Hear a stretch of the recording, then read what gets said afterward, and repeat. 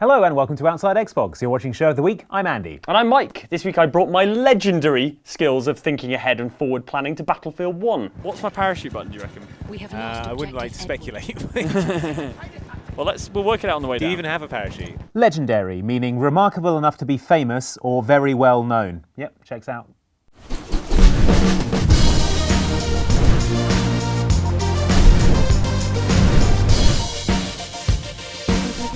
At least tell me you had enough forward planning to prepare the section of the show about this week's game, Inside. Better. I spent all night last night inventing a new kind of fruit. It's got wheels and flames on the side. For speed. Right.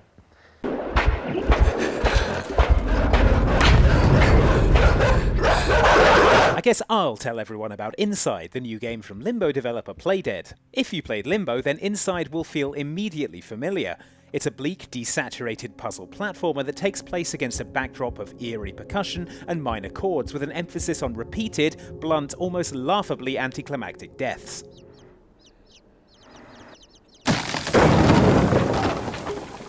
Without any explanation, you're dumped into what appears to be a totalitarian regime, complete with spotlights, search parties, and vicious guard dogs all trying to capture you? Recapture you? It isn't clear, and that's part of what makes Inside so effective.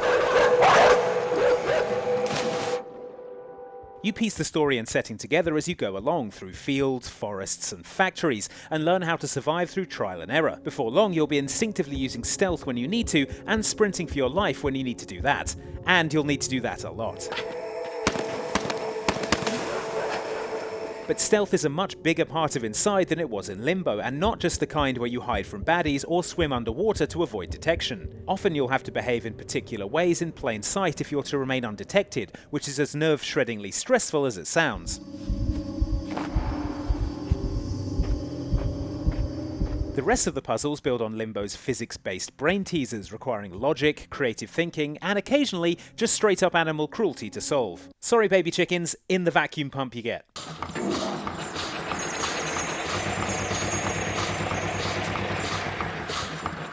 Saying much more would spoil the many surprises lurking inside.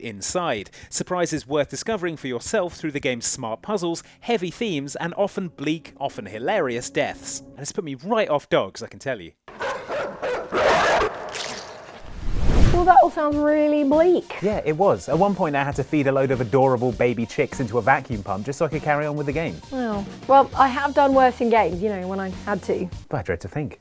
Because sometimes, Andy, a game really wants you to prove you're committed. That's the only explanation we can think of for games making you do stuff this heinous and or harrowing just to carry on playing. Machine, just like Straw said.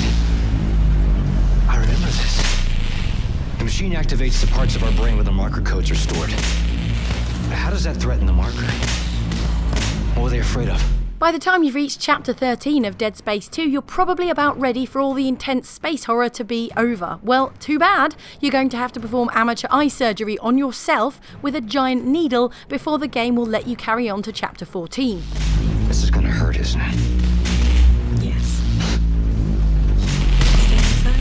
Right, technically this is a Noontech diagnostic machine, and you're doing this to access the parts of Isaac's brain affected by the marker, but come on, I can barely put my contact lenses in as it is. Thanks a lot, Visceral.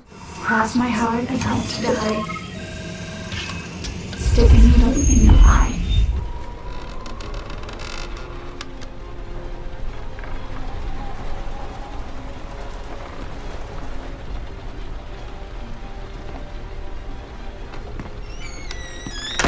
At least that was less lasting damage than the Lizard chapter of Heavy Rain, where the serial killer holding the son of protagonist Ethan Mars asks Ethan to cut off one of his own fingers for a laugh. Oh, and for a clue about where his son is.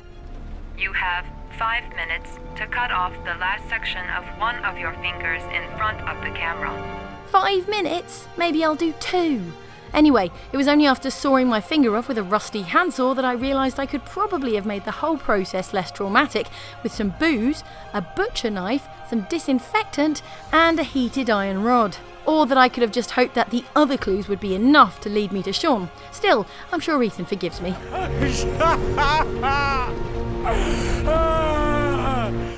Jesus, Connor. There's nothing to say. Homefront really sets its bleak stall out early. After the world's worst bus ride, which is saying something, you're picked up by the American resistance to the North Korean occupation, who give you a gun, some hope, and the opportunity to jump into a mass grave. Lie down. What? Lie down! Yeah, what? Oh well, guess I'd better drape this hand over me for authenticity. The rest of this game better be amazing. We're gonna be late. Just sit tight. We'll meet you back at the school.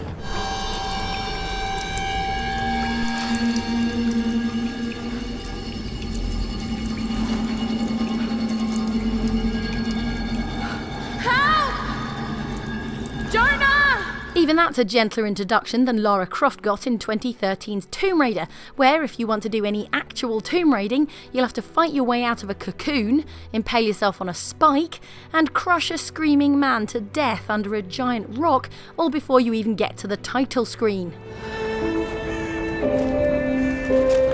At this point, I was expecting the letter R to turn sideways and decapitate me.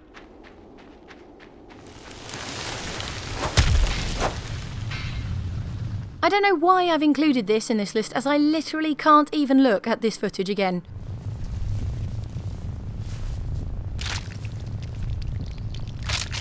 I'm not looking. I don't even know what you guys are looking at right now. Oh god, I looked accidentally. Now it's time to see what's written in the comments and in the directions on this bottle of anti-scorpion venom pills I was prescribed after last week's show. Oh, is that what those were? I thought they were mints. First up this week, your comments on us Rube Goldberging it up with Fallout 4's new Contraptions Workshop DLC. Energy weapon forge, heavy weapon forge, ammunition plant, explosives mill. Explosives I like. Pyrotechnics I really That sounds pretty good. That's excellent. That sounds like a literal fireworks factory. Commenter BGM1975 is the impatient type. When are we going to get to the fireworks factory? While pragmatic commenter Gimme Danger 212 sees a few flaws in allowing us access to this DLC, saying, "Who thought it was wise to give the ability to drastically change the weather to someone who is most likely suffering from organ shutdown due to all the homemade drugs and alcoholic beverages they're addicted to, seriously irradiated from all the 200-year-old fancy lad snack cakes they've eaten, and thinks that a lobster trap is attractive headwear? Hey, that lobster trap was attractive headwear. I just probably should have taken the lobster out first." Commenter Asup King has the right idea. They say, "You can cause rad storms.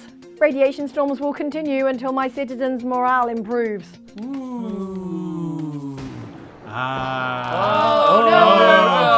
Brainstorm. Oh, what did I do?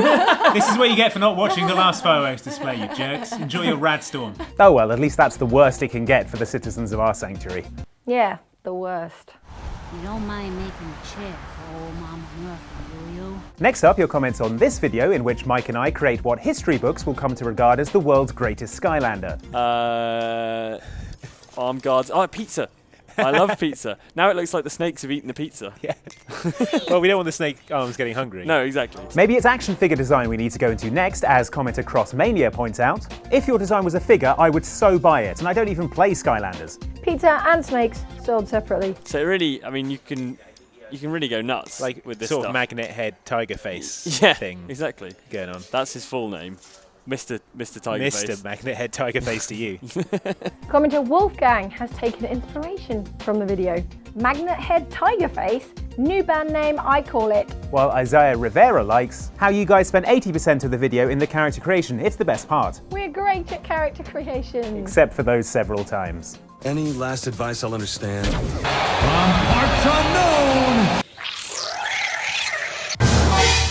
Lastly this week, here are your comments on last week's show about Ghost Recon Wildlands and the things that ghosts can do that we can't. And not only can they pilot choppers stolen from drug lords, the way these guys can fly sideways puts to shame my license to drive cars and nothing else. Oh, and I rode a Segway one time. I guess I'll put that on my ghost application form as well. Commenter D-Pad stops providing us with directional control for long enough to comment, "I totally thought Oxbox was going to troll us and give us 5 things that literal ghosts can do that we can't.